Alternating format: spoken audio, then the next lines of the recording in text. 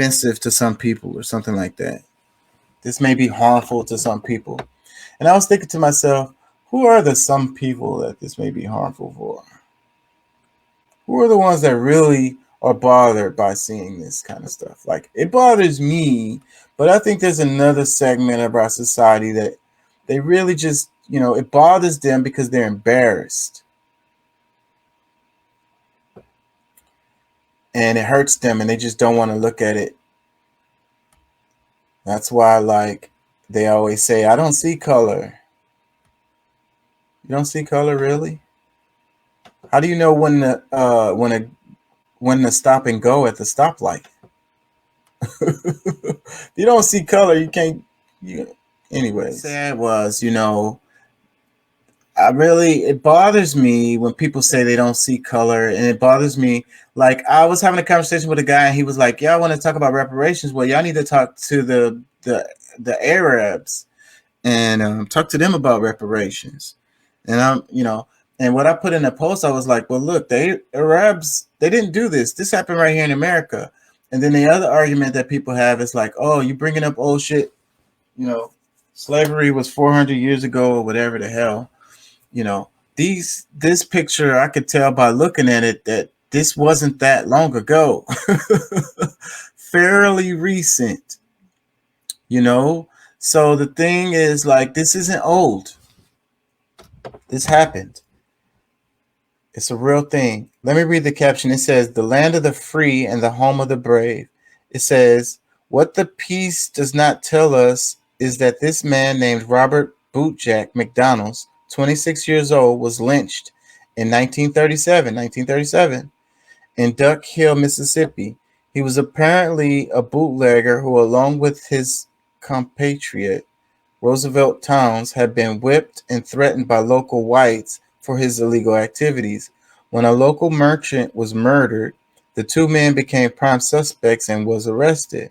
As they were being led to the county courthouse to stand trial, a mob of about 200 white men kidnapped them, took them to a clearing in the woods, beat them, and cut them with knives. The mob then used gasoline blowtorches on them to extract their confessions. Once satisfied, the mob shot McDonald's to death and burned Towns alive. A third suspect, Everett Shorty Dora, had been brought to the clearing to watch before he was horsewhipped and ordered to leave the state.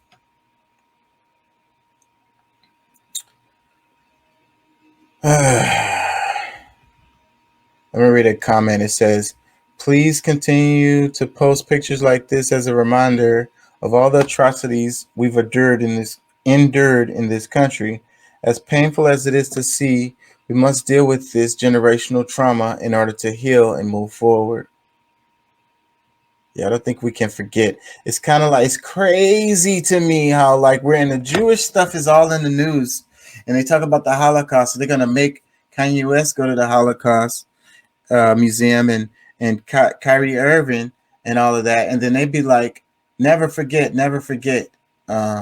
Never forget the Holocaust. Never forget the Holocaust. But then when we talk about this stuff, and then they like, oh, that's old stuff. Why are you bringing up old stuff?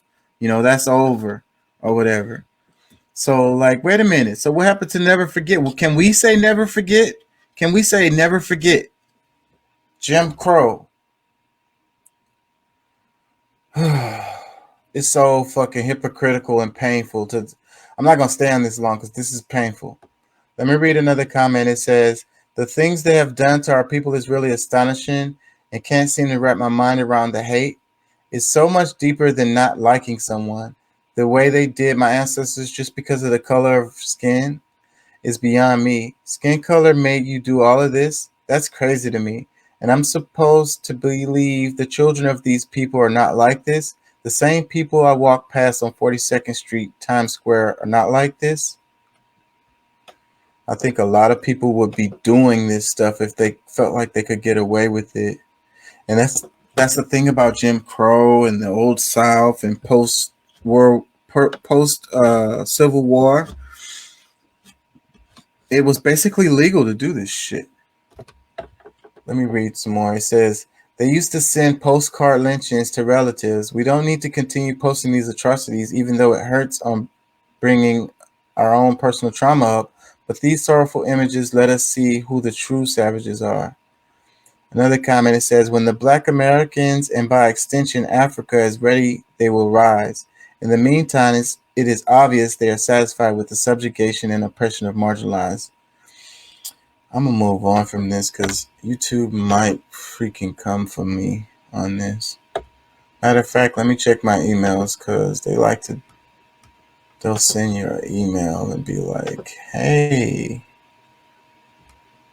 yeah, you can't do that. And it's always this kind of, it's always stuff that's like, the stuff that matters is the stuff that you can't show.